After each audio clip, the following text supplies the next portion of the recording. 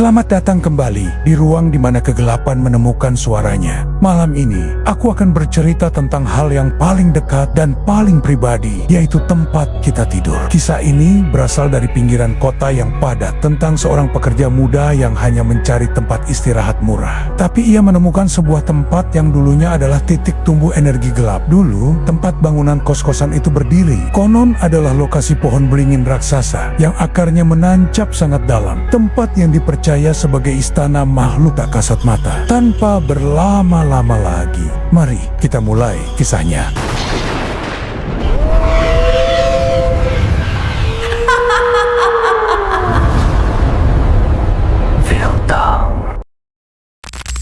Arif hanyalah seorang pemuda rantau dari Jawa Tengah. Ia baru saja diterima bekerja di sebuah pabrik garmen di pinggiran Jakarta Timur. Sebagai orang baru, modalnya pas-pasan. Ia menemukan kosan ini dari iklan online yang menawarkan harga sewa jauh di bawah rata-rata di area tersebut. Judul iklannya kamar luas, harga miring, langsung masuk. Kos itu bernama Pondok Beringin. Arif tiba dalam keadaan kelelahan dan bertemu dengan Ibu Yanti, pemilik kos. Arif bertanya mengapa kosan ini begitu murah. Ibu Yanti, seorang wanita paruh baya dengan tatapan lelah, menjawab sambil tersenyum tipis. Karena ini kamar paling ujung, nak, agak jauh dari kamar lain. Ya, agak gelap. Kamar yang tersedia hanya kamar nomor 3, terletak di lantai dasar, di sudut belakang rumah, berdekatan dengan dapur umum, lokasi yang dulunya adalah gudang. Begitu pintu kamar dibuka, aroma tanah lembab dan lumut tua tercium sangat kuat, meskipun lantainya keramik. Ibu Yanti berpesan dengan suara yang mendadak serius, "Nah Arif, tolong bayar tepat waktu ya, dan jangan pernah pindahkan ranjang di kamar nomor 3. Ranjang ini ukurannya pas. Nah, kalau digeser nanti merusak tata letak pipa air di bawah. Bisa bocor dan biayanya mahal." Arif yang tidak punya uang berlebih langsung mengiyakan. Di dalam kamar, ranjangnya terbuat dari kayu jati tua, berat dan diposisikan aneh, sedikit menyerong ke sudut ruangan. Malam pertama, Arif tertidur lelap, lelah setelah bekerja. Tiba-tiba, ia terbangun oleh dingin yang aneh. Bukan dingin AC, tapi dingin yang menusuk sampai ke sumsum tulang, seperti suhu di lemari pendingin. Ia melihat napasnya sendiri menjadi kabut tipis di udara kamar yang panas. Mungkin bangunannya tua dan lembab.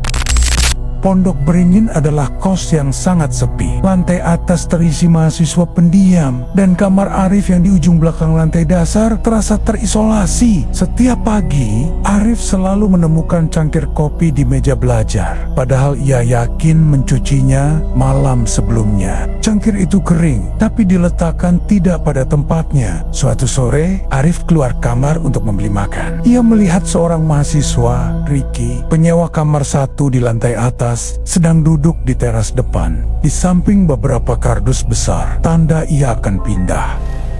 Ricky terlihat lega dan gelisah. "Aku sudah selesai urusan di sini, Mas. Aku tidak tahan lagi. Untung aku terikat kontrak tahunan, jadi aku bisa cepat pergi setelah dendanya lunas." "Kamu di kamar mana, Mas?" tanya Ricky gugup. "Nomor 3, jawab Arif. Ricky langsung berhenti mengikat kardusnya, memandang Arif dengan tatapan kasihan. "Kamu cepat pindah, Mas. Itu bukan kamar kos. Itu bekas akar kediaman." Ricky menjelaskan tentang pohon beringin raksasa yang dulu dicabut paksa untuk membangun kamar itu, khususnya kamar nomor 3 yang dulunya gudang. Malam itu, setelah mendengar cerita Ricky dan mengalami dingin yang ekstrem, Arif mulai berpikir logis. Ia menduga ranjang yang miring itu menghalangi sirkulasi udara di sudut. Ia ingin menggesernya agar kamar tidak sedingin kulkas. Ia lupa total dengan peringatan Ibu Yanti. Ia mencoba memindahkan ranjangnya. Ketika ranjang bergeser, ia mencium aroma tanah yang lebih kuat. Tiba-tiba, ia mendengar suara gerungan yang sangat dalam dan rendah, berasal dari bawah lantainya sendiri. Suara itu seperti desahan marah. Ia buru-buru menggeser ranjang kembali ke posisi miring semula. Suara itu tidak hilang setelah ranjang dikembalikan. Suara itu hanya berubah menjadi bisikan samar, tepat di bawah bantalnya, seolah ada yang bernapas di dalam keramik lantai.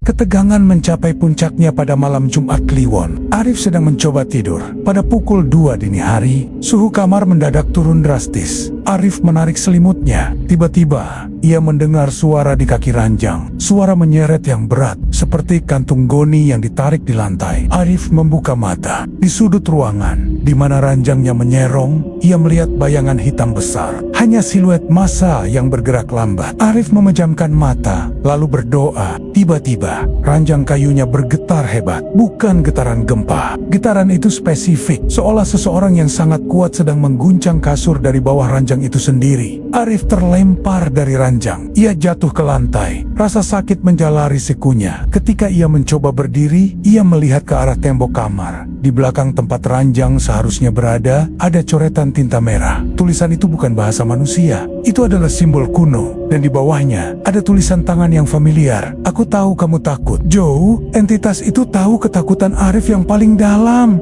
Atau setidaknya, nama panggilan masa lalu yang ia simpan rapat-rapat.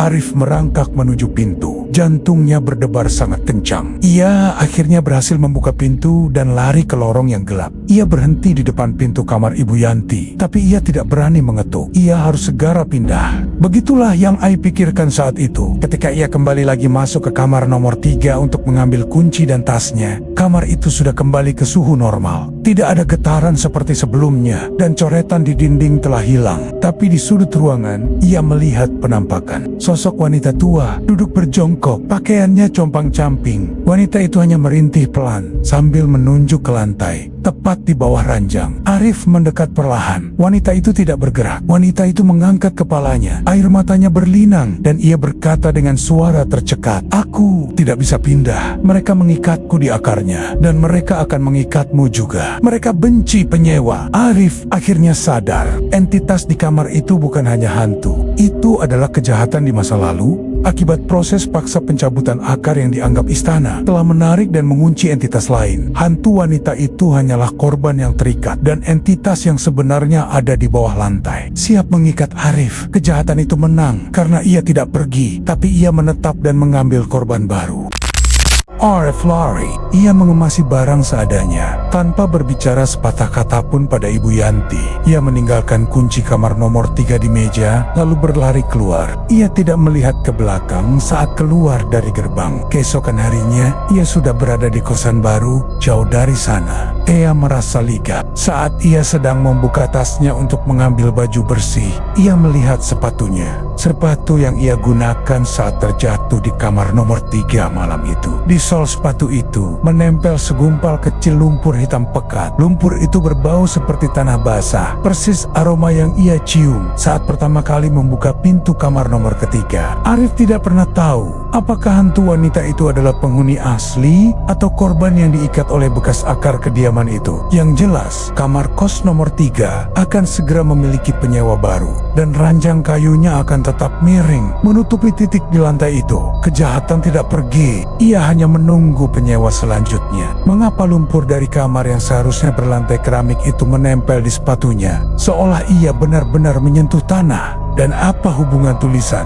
"Aku tahu kamu takut, Joe" dengan ketakutan Arif? Saya tinggalkan kamu di lorong yang dingin ini. Dan sampai jumpa lagi di kisah selanjutnya.